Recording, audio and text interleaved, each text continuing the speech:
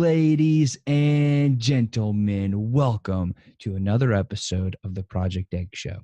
Today, we have the honor of speaking with Fernando Cruz, an 8-figure Amazon seller who happens to be extraordinarily handsome as well. How you doing today, Fernando?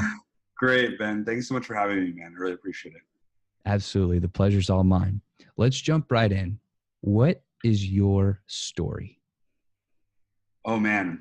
My story. All right. So grew up in Northern California, pretty average, upbringing. I would say, it was interesting. I was decently smart kid. Didn't do really well in school, to be honest. Knew that I had always had kind of problems with, I would say, discipline. Couldn't study, couldn't really apply myself too well, to be honest. It was just an interesting kind of chip on my shoulder, I think, growing up. And yeah, my parents got divorced in middle school, and then so we had a kind of middle class family, I think, maybe upper middle class before, but then when the two separate incomes because they're divorced, it really changed our financial outlook. In terms of no more vacations, we kind of downgraded our house to 2 small apartments. And I think that gave me kind of a bigger chip on my shoulder of really wanting that kind of financial freedom, just because it was a scary kind of thing growing up as a kid. And our parents did a great job, honestly, kind of shielding us from it, but you still notice the small things. But yeah, kind of coming up towards the end of high school, I had this moment of realization of, man, I can't go through life not being able to apply myself. And so I ended up going to military school for college. I went to Virginia Military Institute, and then went through their whole crazy hazing program. And it was actually one of the best things that happened for me, because it was kind of a 180 from that point on, of just being able to really dedicate myself to things a lot better from that moment on. But yeah, I was there for a year, loved and hated it at the same time a ton, and then ended up transferring to USC. Loved it, met a lot of my best friends, I'm sure for the rest of my life, including my business partner, Nick. And yeah, man, started in finance, hated that. I realized it wasn't for me. Then kind of moved over to startups, and then was there for a few years, got some amazing opportunities to help lead companies. And then after 2 years of that, then, Nick and I had been best friends from college. We had worked at that first startup together. And then we decided to kind of move and build a company in e-commerce, since a lot of our closest friends were in the space. And man, it's been a crazy ride, 4.5 years now, but it's been the best. Let's jump back to your childhood. Yeah. What did it smell like? Smell like? Ah, man. I mean, so yeah, I grew up in small suburban, so probably I spent a ton of time in the park. We had a huge redwood tree, I think, in the front of our yard. So I guess in terms of smell, very fresh, outdoorsy kind of upbringing, I would say. Why did that stick out in your mind? I mean, were you outdoors all the time? What did you like to do as a kid? Yeah, man. Again, lack of discipline, but I was always getting in trouble for faking sick and then going and playing in the creek. So much that I told my mom that I was sick. She let me stay home. And then I'm super allergic to poison oak. And so little boys, right? You just go explore a creek. And then of course, I got brushed up with poison oak. And so my mom comes home from work, and I'm scratching everywhere. She's like, "How did you manage to get poison oak?" And then while you're sick at home. But yeah, so I was always outside climbing trees, that kind of stuff. That was my childhood. It seems like you had a little bit of a rebellious streak, maybe, or maybe, it was just kind of like you were saying, a lack of discipline or something around that. Right. Where did that come from? Like, why were you like that? That's a great question.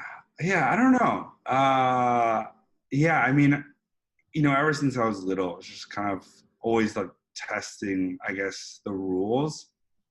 And yeah, I can't think of a definitive moment in my childhood that that gave me, I guess, that personality. But yeah, I mean, ever since I was little, it's just like kind of, yeah, always would kind of push or bend the rules and see like what, yeah, I guess how far I could take it. And I guess, it's a easy segue, I guess, into entrepreneurship instead of finance, I suppose. So, what was your relationship like with your parents, and how did that evolve over time?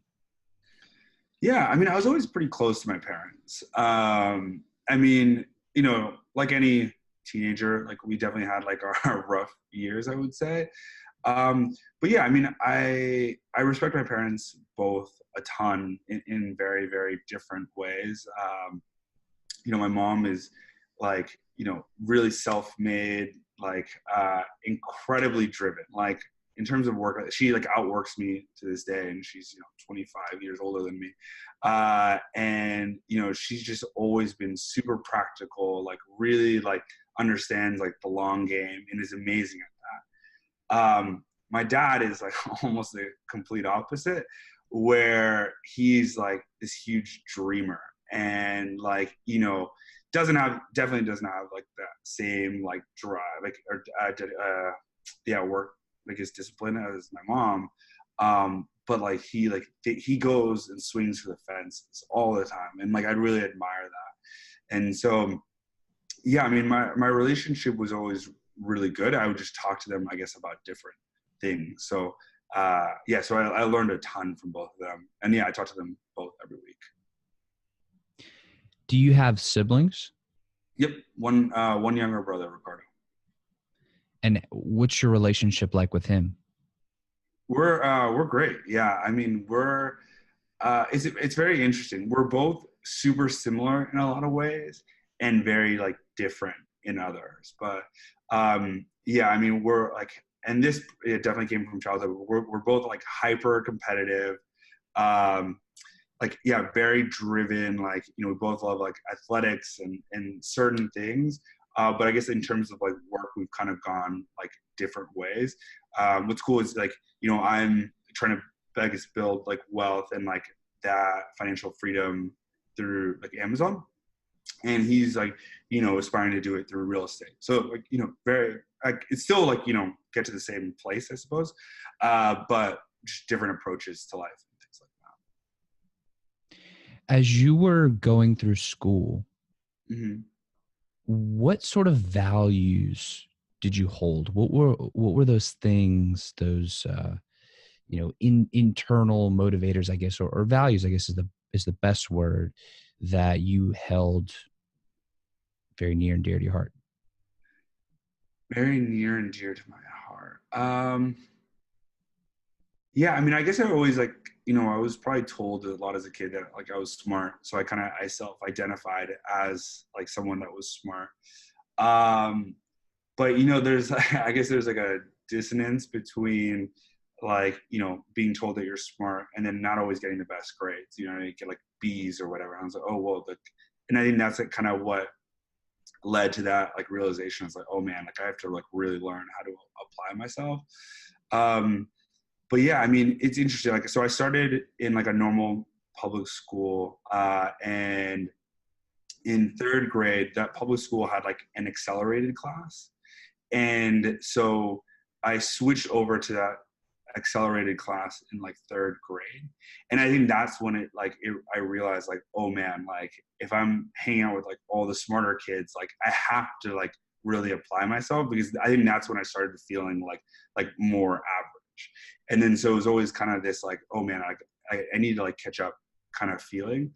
And then I transferred to like a private high school after, and that was like where it like really got more competitive. And I was like, oh dang, like these guys are really, really smart. And so yeah, it was kind of this like always like feeling of like catching up once I like left like the more normal public schools. How did your values evolve over time, and why did they evolve so much?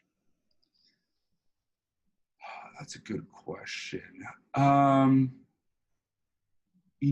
think my values, like, as a kid, like, I thought that just being smart was like enough. And I always thought that, like, yeah, if you're really smart, you're like, Bill Gates. I looked up a lot to Bill Gates. He became, a multi-millionaire, billionaire, like really early. I was like, oh man, like this guy is incredible. But and then I think that, like, as you get older and you like read more stories and you have like a better understanding of the world, it's not just about being smart. There's plenty of incredibly intelligent people out there, but it's about like, being driven, like taking chances, having that like that appetite for risk. Like really like trying to help others, like networking well. There's like so much more than just being like academically smart or, street smart. It just like really showed. And like, again, like that kind of bringing it back to like work ethic. I think that's such a huge thing. I don't know if this is specifically a value, but like being like humble enough to ask questions. Like I know like a lot of the smartest people that I know, like they're constantly asking questions, like, as if they're getting mentored by whoever, because they see it as an opportunity to learn. And I think that's like, it's just it's a very good way of like approaching life. It's interesting how you're talking about all of these different qualities that you learned are just as important, arguably maybe even more important than just pure intelligence. Totally. What were those turning points in your life that led you to believe in those other qualities, or that showed you that those other qualities were that important? Yeah. Okay, so this may be seventh grade. Yeah, it's like there's like a very specific point where we're in a math class, and then the math class was really easy. So for whatever reason, I don't know how this was decided, but me and one other girl who's like, she's brilliant, but we got pulled out of the math class and we just got put in our own like math class for two people. And uh, and then it was, yeah, still like, pretty easy. And then I know there was like some discussion about me skipping a grade. And then for whatever reason, I was like, oh man, like this is so cool. Like it just seems like such a like, I don't know, like almost like a promotion or something, like, oh, like I'm gonna like get to skip a grade. And then like it was like, yeah, kind of being discussed. And and then like I think the teacher came back and was like, oh, I don't think he's ready, like he isn't like applying himself like enough. And then it was like this realization of like, oh wow, like I was told that I'm like, you know able to skip this grade, but I didn't like work hard enough to actually like get to do that. And it was this thing that I actually wanted at the time. And then, so I think that was like that like turning point of like realization of like, man, like if I don't like figure out how to like apply myself like better, then it's gonna be I'm gonna get these opportunities and then not be able to like achieve them or accomplish them. And so I think that's like when I had that kind of big, I guess, like better understanding of what happened. So as you've now matured and achieved a ton of success in your entrepreneurial career, what would you say are those top values? I mean, we talked about the evolution of thought and the evolution of from intelligence to these other values, but what are those other values? Like, what are the most important things that you think people need in order to be successful? Yeah, that's a great question. So I would say kind of continuous improvement is like a big one that we like constantly focus on with ourselves. Like, we try to, present that to like our teams, like, all of our like staff and colleagues. I think that's like a big one for us. I would say like the appetite for like risk, like I mentioned earlier. I think it's a big one just because you need you need to take risk at some point. I think, there's so many entrepreneurs that I meet, or they really want to build their company, but they're not willing to put in like any like financial investment. They're not really willing to put in the like 15 hours a week after work, like all that kind of stuff. And if you're not like investing in that, taking some type of risk, then like it's going to be really hard to change your life. I would say that's one. Of course, like integrity. I think that's a big thing. People want to work with people they trust. Like there's so many times that, we're approached by somebody and they just seem kind of shady, or like, I really appreciate it. But I think that's like a big thing. And honestly, I think just being a fun person to be around. Like, one of my closest friends, Ilya, like he's hilarious and he's like a guy that everybody loves. He's just like always fun to be around. And he gets more deals done than anybody that I think I've ever met, just because he's just like, he's hysterical. Like you cannot have a bad time with him.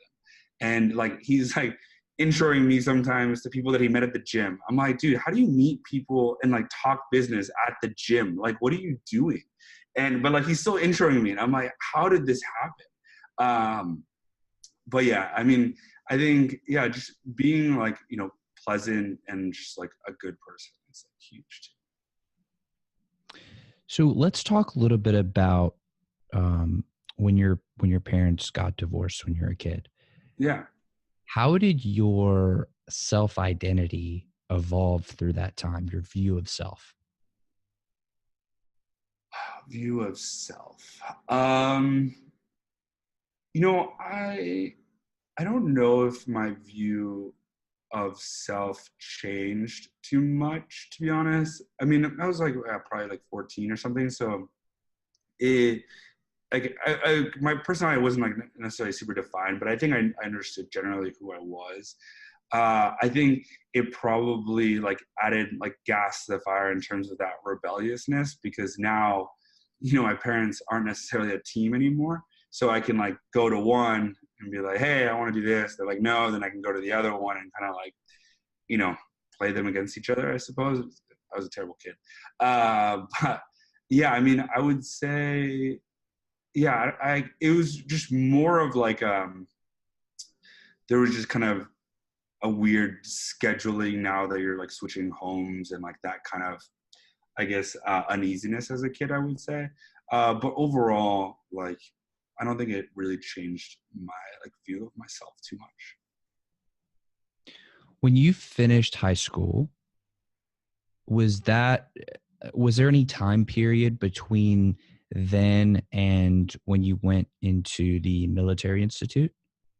No, I think, yeah, we started in August. So like, it's basically like, it's like a college. It's just tough. But yeah, I mean, yeah, it's like a normal like 4-year college if you want to go for all 4 years. And what was your experience like there? Oh man, it's brutal. Yeah, man. I mean, so they have like, I forget how long it is, maybe like a week or 10 days, but they have kind of like almost like a mini boot camp thing, like before like the actual like academics and classes start, where they call it the rat line. And then, so it's like for all the freshmen, like most of the military, like, I think most of the military schools have these like kind of hazing programs or whatever, introductory programs, if you will. And yeah, man, it was tough. I mean, the upperclassmen really like make you earn it. And it's just crazy because you kind of make these friends that are, your fellow rats, if you will. And then, you're super excited, like, because you're all going through it together. And they just start like dropping like flies. Like, I remember I met like this one guy, and like during orientation, we became like good friends. And then I'm like, oh yeah, like, why are you here? And then he's like, oh, I really want to be a Navy SEAL, and like this is like one of like the best schools for it, and everything. I was like, oh, that's awesome, blah blah. And then he left like a week later, 5 days later, like he was gone. Like, and I was just like, whoa, like this is for real. And I think we lost, I don't even know how many people, like maybe 25%, I think, like pretty quickly. And so, yeah, I mean, I think finishing like the rat line and everything was really good. in terms of, yeah, like I can really commit to myself, like, and finish it, because like, so many people are quitting all the time. But yeah, I mean, it was like probably the best thing that I could have done, like specifically for me, just because I needed to like figure that stuff out. And yeah, I feel like it really changed like a lot of my perspective. Was it just the act of going through something like that and finishing it, or were there defining moments that you were like, I mean, I think of it in terms of like a video game, right? Like you level Yeah. up, you know, like, Yeah. you know what I mean? Like, was Yeah, it like totally. moments like that where you leveled up, or was it more of just completing the whole thing?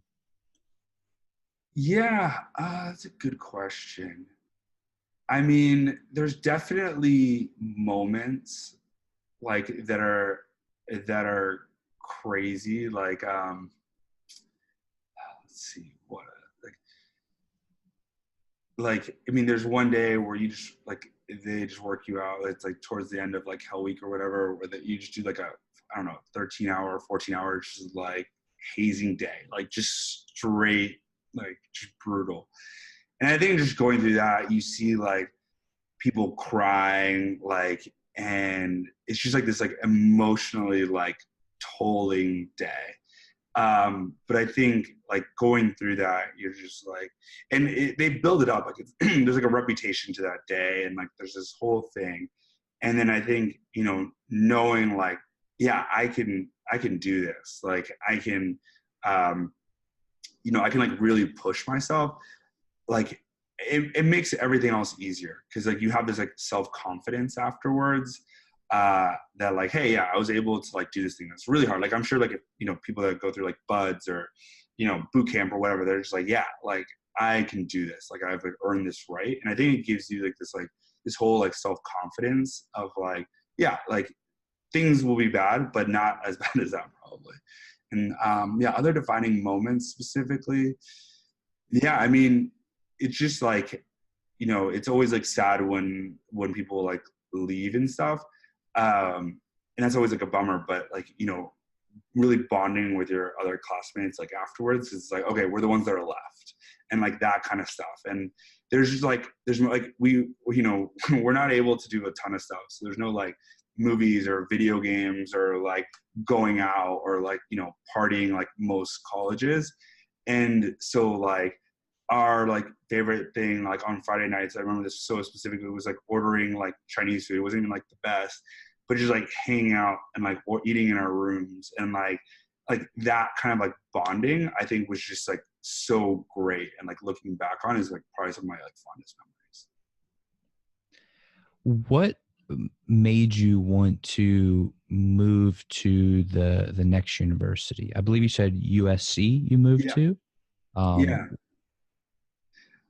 Yeah. I mean, military school was great. Like I was actually close to staying there for all 4 years. But yeah, I mean, so, you know, when I was like 17, like a lot of like, you know, other young guys, I was really considering like, thinking about the military, and then like as a career path. And then I got the opportunity. I was there for like, you know, like getting a better understanding of it for a year. And it, like, even though I was more disciplined after that year program, like I think it just really showed me like I am not really great at like taking orders or like direction. Like I question authority a lot. Like I'm just not that kind of guy. Like someone that's much older than me is just telling me what to do, and if I don't think it's like the smart thing to do, like it's gonna kill me. And so yeah, I mean, I realized that, and then so the other thing that I was like very heavily considering at the time was business, and then so like, you know, BMI is like a great school for like, you know, for economics and business, but when I was really like thinking about it, it's like, okay, is this gonna like really set me up like as best as possible for a career in business? And like you know, having heard so much about like USC's like business program and everything, I just thought that was like a better choice for the direction that I wanted to go. So yeah, it was like all about getting into USC. So once you got there, what were some of the biggest shocks or the biggest differences that you had to get used to, having been acclimated to this military institute? Like, what were some of the biggest changes, I guess, that you underwent? Yeah. Well, I could party now. So, so yeah, where before I had no distractions in military school, right? Like there's like, no like social, no drinking, like none of that kind of stuff. And so like now having like being like a junior and you have like all this like opportunity of like, yeah, being able to like drink, just like, so the time management becomes like a lot more important, I suppose. But yeah, I mean, I think it was kind of that same experience of like, oh, well, like these guys are like really like academically gifted, especially like, transferring to USC truthfully is a little bit easier, I would say, a lot easier. But coming in as like a freshman, like those, like I would have never gotten. And like, their, SAT scores or GPAs are just like insane. And so I think that's when I started like really realizing like, okay, like maybe academics truthfully is not like my biggest like strength. So I need to like get super involved. And so that's what I did. I joined like business fraternity, a social fraternity. Like I was like really active in a few like clubs and everything. And then I was like, okay, like this is going to be how I differentiate myself, because I'm definitely not going to be that like 4.0 student here. And yeah, like I think that was kind of like how I like redefined my like identity as like, okay, like I'm just gonna be like just like, really well known as much as I can. And so that's kind of what I did. You mentioned getting involved with some startups. Can you Mm-hmm. talk about some of the businesses that you were a part of, and some of the biggest takeaways of what you learned and how you grew during that time? Oh yeah, man. Oh, so good. Okay, so I joined BetterWorks first, and that was so an incredible experience. So, I came from finance right out of school, was there for a little over a year, and then we ended up we ended up interviewing for this company called BetterWorks, and it was like at the time it was like the hottest company in LA. So, all the articles is like built by this like visionary founder who had sold this massive company before. And I actually learned about it because this VC that I really respect in LA had like written about him as like this amazing like story of leadership, because like he decided to start a company. He brings on two amazing co-founders. Was it Zhao Yang, who started Farmville? He brought on George Ishii, who helped start Yammer. And then like basically built this team, has this like amazing sales team, like all within 2 weeks, raises like, huge seed round. And then, so we come in like right after that. And so we walk in the room, there's like 10 other candidates. And then me and Nick, my business partner, are two of the, I guess, applicants. And then this is after a few like phone screenings and in-person interviews and everything. And they're like, okay, at the end of this, like these 2 weekends, we have to train like maybe 8 hours or interview for 8 hours a day for 4 days. So Saturday, Sunday for 2 weekends. And only 3 of you are going to get jobs. And then, so you have to like basically compete against all these people. And then, yeah, I mean, luckily, and what's crazy is we're competing for like a company to get a job in sales, which we weren't really super excited about, to be honest. But we're going to like be 100% commissioned. And, I'm coming from finance with salary. And on top of that, you're going to make like maybe like 20 to 25 grand a year, like at best. And we're like, living in LA, we have like our normal lives, but it was just like, we were so sold on like this team and the vision, and like it had this like amazing, it was great. It was such a cool experience. So yeah, we got to help see that company scale like insane. So within a year, it raised like another 8 million in venture funding at a crazy valuation. Went from like, we were employees maybe like 15, 16 to like maybe 70 in a year. And yeah, so it was crazy. And then the company didn't work out. So it was a huge bummer. But it was like this, this kind of story of like, I guess, resilience. We got laid off for the first time in our lives. And then I was like, okay, like, what do we do? Well, it's Tuesday. Let's just go to Vegas. We'll think about it tomorrow. Drive to Vegas, party, come back. And then all of a sudden we're just getting hit up by all these recruiters. Like, thankfully, BetterWorks had such a great reputation of building such a great team that we're just getting like hit up by tons of recruiters. And then what happens is I get this message from a recruiter in SF, and he's like, hey, you know, I heard that you're really good at these like partnerships. There's a company called AnyPerk in SF. They just graduated Y Combinator, and I'd love for you to talk to the CEO. And I looked at the company's website, and it's like exactly in the same space as my last company. So I just messaged him back. I'm like, hey man, like, you know, I really appreciate it. If you have other opportunities, like, that'd be awesome. But like, I just saw a company like fail in this space. I don't think I'm going to like do it again.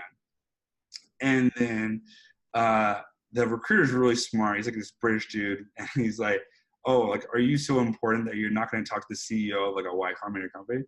I'm like, oh, you know, that's pretty fair. Like, I'm not that cool. So like, so I take the call, and like, I just really hit it off with the CEO. He's like super young, like really driven, like brilliant guy.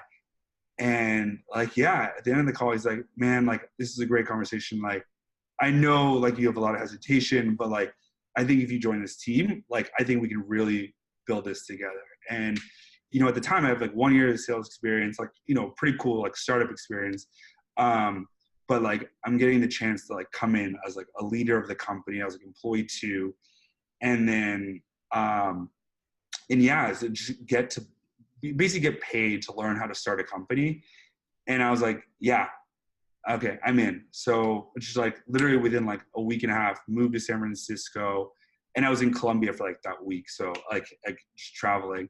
And then, so yeah, I mean, I moved to San Francisco, got to join this company. And then within 2 years, yeah, we brought it to like, you know, 7-figure run rate. Like we went from, yeah, like, I guess there was 4 of us at the time, including the co-founders, to like maybe 50 something employees.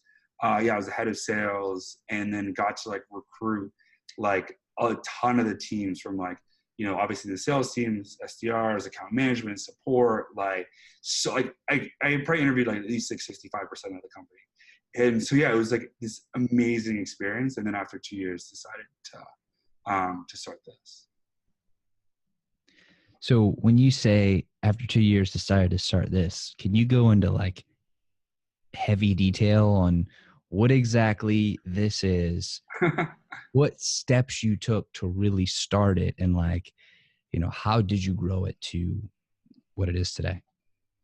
Yeah, great question. So, okay, so actually, I didn't mention this before, but we started another e-commerce company first for the first like 5 months.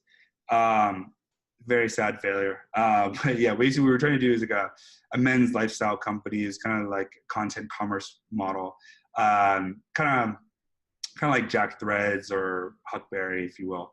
But yeah, basically what we were trying to do was kind of highlight products that the person that loves Tim Ferriss, because Tim Ferriss is such a huge inspiration for us, like the 4-Hour Workweek. And so we wanted to highlight products that were really geared towards the audience that loves him. And so, yeah, it was much harder than we thought. We were not great at, like, we're decent at getting users. We were growing probably like 10% week over week in terms of user growth, but small numbers is easier. But it was really tough to get people to buy the products. And so when we started like modeling out like how long it would take us to get to like a run rate that would be able to like sustain our old livelihood or quality of life, I suppose, it was like 18 months. And I was like, oh man, I definitely do not have the money to sustain this for 18 months. And then, so yeah, it was just kind of like, okay, this was our passion project. It didn't really work. Like, let's just focus on making money. And then, so we had, so I have like a really close friend that's done really well on Kickstarter. And then what I realized is like, okay, you know, if you're trying to build like a website selling other people's brands, you need scale. Otherwise, these brands don't really want to work with you. But if you create products, then you can kind of choose where you want to place them, whether it's like on Amazon or eBay or, you know, on these websites. And so it was always kind of in our minds about like maybe creating products is like a lower threshold. And yeah, so then we were like, okay, we need to make money. And then we'd always heard of people making money selling on eBay. One of our closest friends, one of our advisors had done that.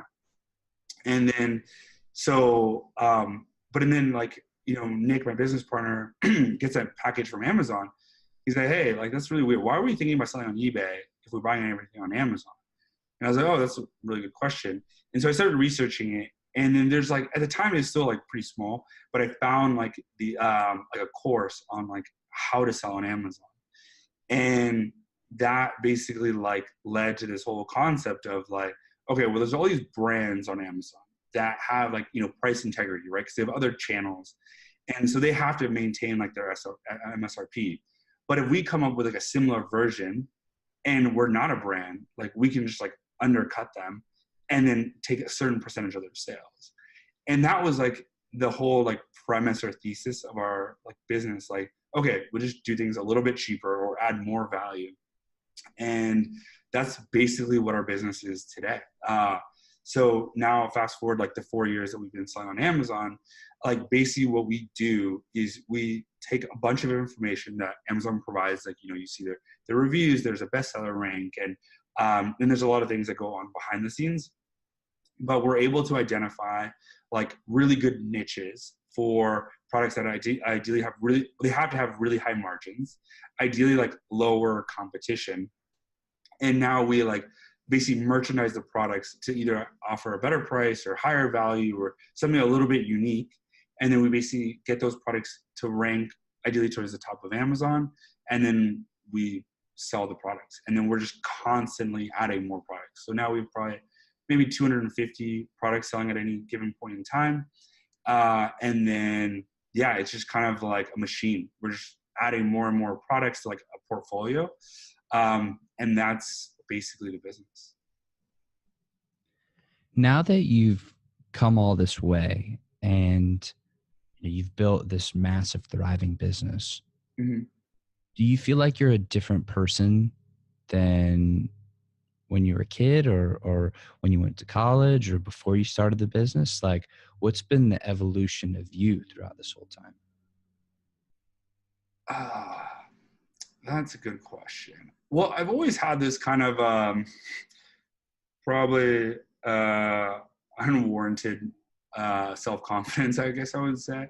So, just in different, I guess, areas, I guess. I probably feel, probably a little bit more confident now.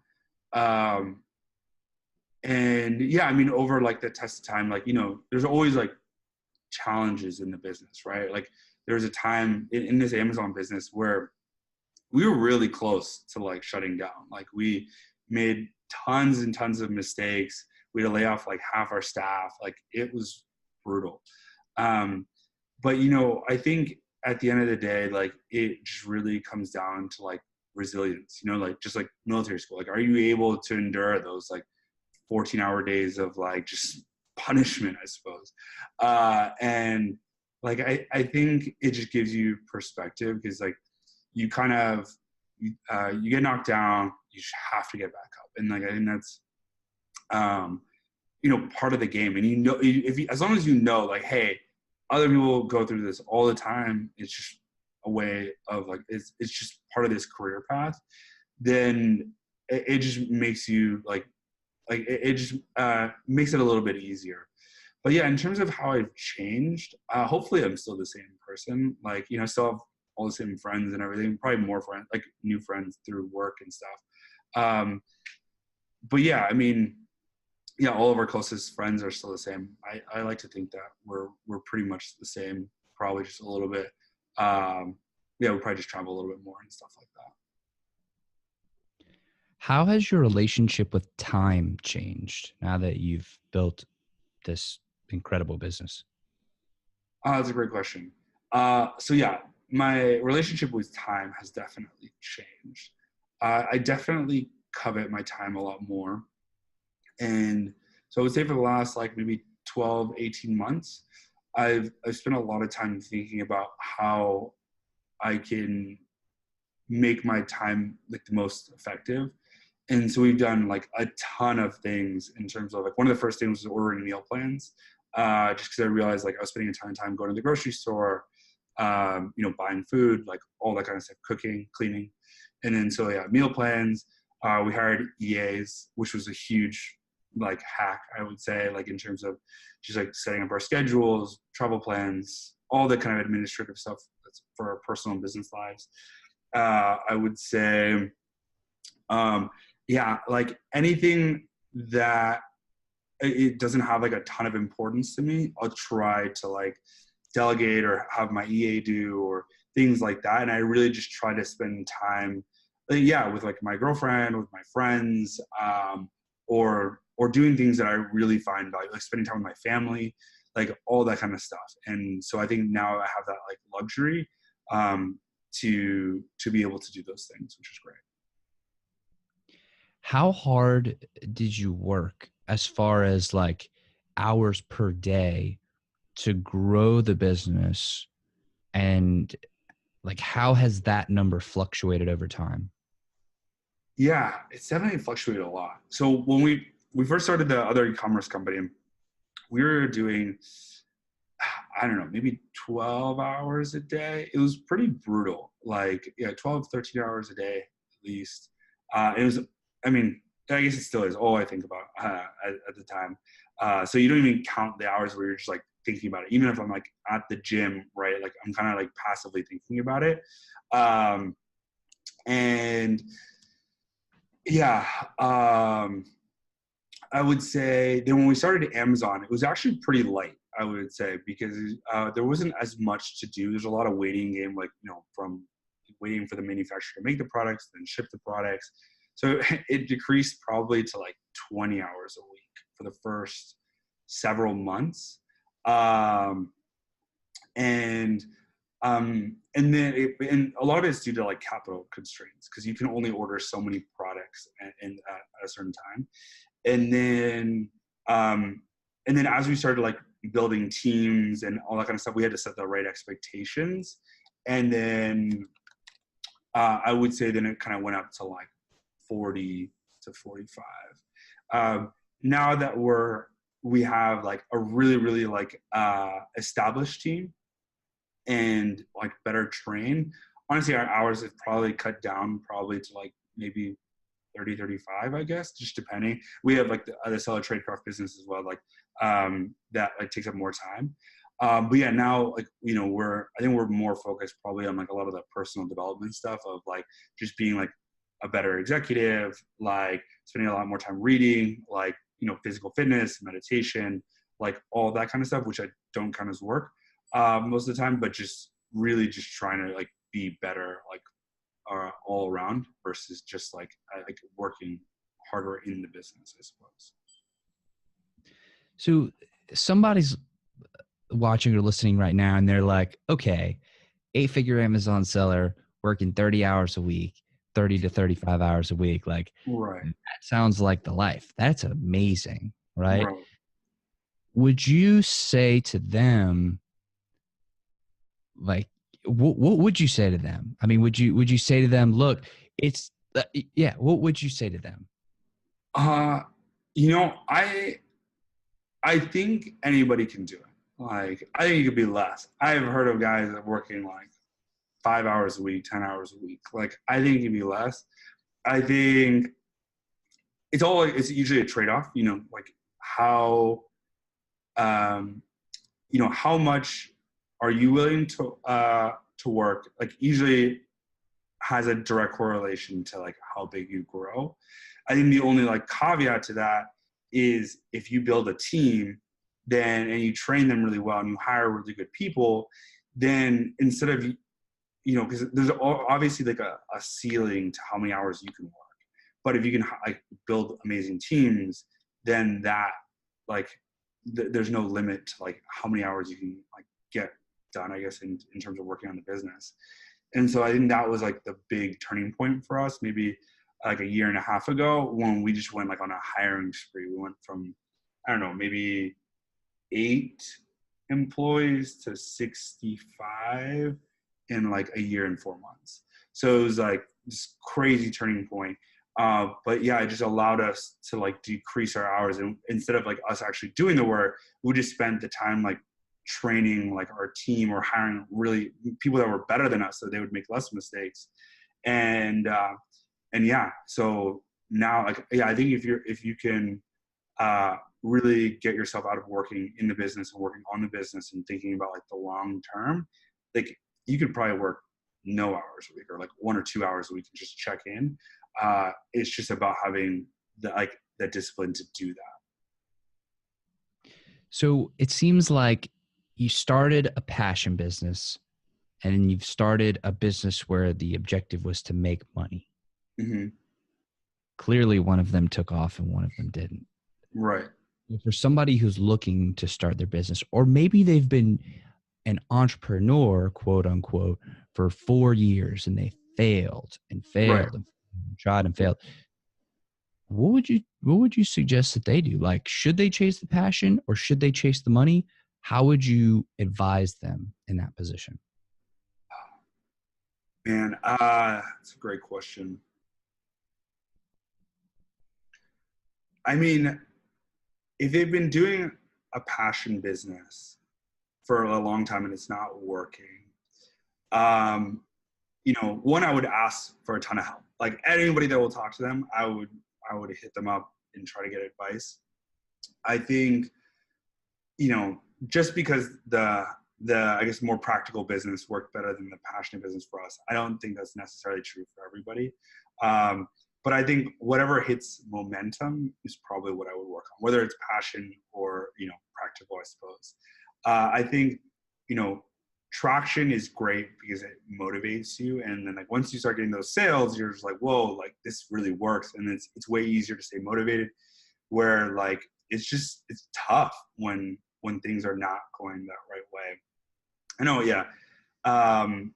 But yeah, I mean, for us, like in terms of like keeping with it and everything, like, I don't know, like I'm pretty stubborn. Like a lot of my friends, I'm sure would tell you that. But like, I just very much committed because, when I was the head of sales, I was making more money than like I should have. Like it was a great job. And then to go all of a sudden to 180, not making any money and just seeing my bank account go down, it was tough. But I just committed like mentally. And it was like, okay, no matter what, I'm not going back and taking a normal like job. I'm not going to go back into sales. I'm not going to go back into like another startup. Like, and then it was like, okay, like I'm committing to starting a company until it works. And so like my backup plan was if I started really running out of money, I would bartend at night and then work during the day. And then I would like Uber. And then so when we were running like low on money, because we were definitely close, I started Ubering like at night to like make sure that I had enough runway for like the business to like take off. And so, yeah, it was just like that commitment to like, no matter what, like, I'm just not going back. And then, so I think it kind of made it easier. It's like, okay, I don't know when this is going to end, but like, at least I know that I'm not like flirting with the idea of like going back. Cause then I think it's just like, it makes you question things a lot more. And then, yeah, like, starting like my business partner, he was like 100% on board. So it was just like, and he lives in LA where we live now, or his family's in LA. And then, like, it was so like funny. He's just like, look, man, like worst comes to worst, we give up our apartments, we move back home. My mom will cook for us. She'll love having us around. Like, it'll be great. We'll have a new roommate. Like, and like we'll figure it out. And it was just like, okay, like we're both in this. Like, we're both willing to move to his mom's house. Like, and like live at home. And like it was just like, yeah, that like I guess that dedication towards it was like what really helped us, I think. And yeah, man, like I mentioned, it's just like that resilience, right? Like can your bank account be resilient and like enough? Can you like decrease your spending enough to make it work? And like mentally is like probably the other big piece. And yeah, I mean, I really do believe that like, over time you'll figure it out. You'll get some kind of lucky break. You'll hit that traction. It's just being in the game long enough to get to that point. So one of the foundations of the show is connection. Mm-hmm. And connection can mean a million different things to many different people, right? So leaving it somewhat ambiguous like that, I want to know what your theory is on developing deep, meaningful, and genuine connection with another person. That's a great question. I think, yeah, I think being vulnerable is a big thing. I think, especially in entrepreneurship, everyone's like, oh, we're always crushing it. We're always killing it. Like, you know what I mean? Like everything's always like the best. And yeah, I don't know. I think that's like, it seems very fake to me. Like, we've done really good things. We've done really bad things. And I don't like that impression of like, everything's always really going well, because it makes everyone else like question themselves. Like, oh man, like why is everyone else doing so well and I'm not, and so I think, yeah, being vulnerable is a really big thing. I think listening, like asking like, good questions, like active listening is like a really big thing.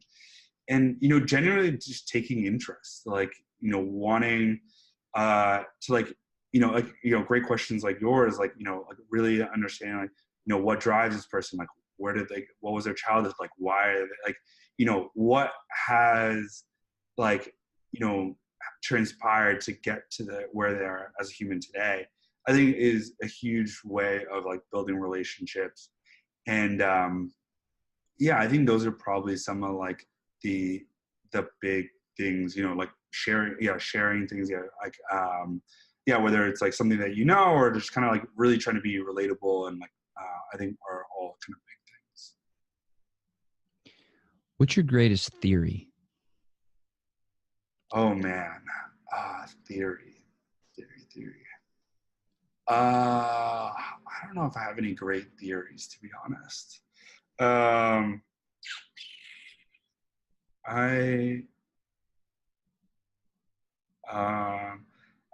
mean, I don't know if it's even considered a theory anymore, but I did have a pretty big discussion with this the other day, like with somebody. So I guess we had opposing theories. But I think like China is gonna like crush financially. I think they're gonna definitely overtake it. I mean, I know there's all those articles that they're gonna overtake us. My friend felt differently, that like the U.S. would stay like the leading power. But I think, with a democracy and two major parties, it's hard for us to compete. Like Aaron Levy, the CEO of Box, once wrote, like, running the U.S. is like running the world's like biggest company, where one half of the company is trying to sabotage the other half of the company. And I was like, whoa, that's like so true. You know what I mean? But like in, kind of China, like they have like one basically supreme leader, and like, as long as they have a really, really strong leader, which they do, like it's really hard to catch up. Like that's why, why their growth rate is so crazy and everything. And so, yeah, I think it's gonna be really fascinating, where like, I know I grew up like in an era where like, US was like everything in terms of, like financial power, like military power. And I think it'll be interesting to see how that changes like throughout our lifetime. But yeah, I mean, I would say, I don't know. Yeah, I guess I don't know if, again, that's a theory, but that's my thought. Those are my thoughts on it. And just for historical accuracy, the time of this recording is April 15th, 2019. So we'll see what progresses in history. Yeah. So that'll be interesting to look back. However many years later somebody's watching, listening to this. So in addition to all of your professional success, what else has been going on in your personal life this whole time? Yeah. Let's see, what else has been going on personally? So, again, going back to that like discipline thing. So I realized that like, outside of work, which like I'm very much like committed to, I didn't have anything else that I was like really like working towards like personally. Like, I'm constantly like reading or like working out, lifting, but there wasn't like anything like with a specific goal in mind. And so yeah, another entrepreneurship thing. And I met these guys that were like former pro athletes. And then I was talking to them about like, their dedication, everything towards their sports. And I was like, whoa, like these guys are nuts. Like, and it's just like amazing hearing like their stories and what they were willing to do. And I was like, man, I want to have that feeling again. Cause like, yeah, I always played sports growing up. And so, yeah, I decided like, I was like, okay, I'm going to do something really physically challenging. And then yeah, I always thought it would be cool to do Everest. And then I was like, okay. And then I looked up like the death toll rate, like the percentage. And I was like, oh, okay, maybe not. That's like, my girlfriend was really not a fan. But and then it was like, okay, well, what about like doing an Ironman? And then I was like, okay, like I'm not a very good, like strong swimmer. Like my running's maybe okay. Biking, I don't know. I haven't biked since I was a kid. And then I was like, oh, this would be like a cool like challenge. And then, so yeah, I just made like a Facebook post just to hold myself like accountable, like I'm doing this. And there's other like friends that were kind of like talking about doing it as well. And so yeah, now like yeah, I hired a coach. Like I really started training like really well, like probably in January. And my coach tells me that I'm like insane because I basically signed up like before even talking to him about it. But in August, so I'm doing like the full Ironman in August, half in June. And then, so yeah, like that's been like a ton of my time now is really dedicated towards that. Is yeah, just training, like reading about it, like getting all the equipment. And it's been a really fun process. It just makes me, it just adds a whole nother like layer of depth to my life right now, where it's one of my big focuses, which is really cool. Like I'll wake up earlier to work out if I have like a dinner at night and all that kind of stuff. Like, you know, I'm going out less and I'm just way more, conscious of it, just like health overall. So I would say like that's like a pretty big thing for me right now. So Fernando, I want to thank you so much for coming on the interview today and sharing everything that you have. It's truly been an honor and a pleasure to spend this time with you, share this time with you. So thank you very much. Yeah, man. Thank you for having me, Ben. Yeah, I really, really appreciate it. It was a lot of fun. Absolutely. So 2 quick questions, and we'll wrap one up. First is there anything about yourself that you think is an important part of who you are that we did not talk about today? In other words, what did I miss? Yeah, I think this is great. I mean, I feel like we went through a ton, from childhood to high school, college, work. I mean, I think, I guess, I think that sums up a lot of it. Yeah, definitely. So last question then. I'm 24.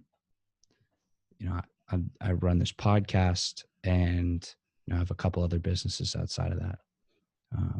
But what question should I specifically be asking you, somebody with your experience, your wisdom, your knowledge, your success, that I just wouldn't think to ask? Oh, man. And this is for like any entrepreneur or like specific to me? Specific to you and specific to me asking you. I don't know, like specific to me. Yeah, I mean, one that I get asked a lot, is like, you know, what drives you the most? Like when you like really think about it, if you're like, you know, working really hard at night, you know, like let's say you're doing like this doesn't happen anymore as much, but like you're working at 2 a.m. Like why? You know what I mean? Is like something from your childhood or like, you know, what, like why are you doing that? I gotta ask that quite a bit. But yeah. And what would be the answer to that question? Yeah, I don't know, man. I think it really like comes back down to that, like those like childhood stories that I talked about earlier, you know, like the divorce and then suddenly not being like, you know, middle class. And it's that fear of financial insecurity. And then I think I think also like, I think that is a big piece. And then the second piece is I'm super competitive, like annoyingly competitive, to be honest. And so I want to like run like a big business. And I think, you know, part of that obviously has to do with hard work. I guess my 30 to 35 hours doesn't really show that. But yeah, I think those two things are probably like the big drivers, I would say. Awesome. So thank you again so much, Fernando, for coming on the show. And thank you to everybody who's listening, watching. Thanks for sticking with us all the way till the end. I love you guys very much. Y'all the best. So, Fernando, you want to wrap us up? Yeah, dude, thank you so much. Yeah, I really, really appreciate it. It was a lot of fun. Yeah, man. Thanks again for having me. Sweet. All right, everybody. Let's change the world.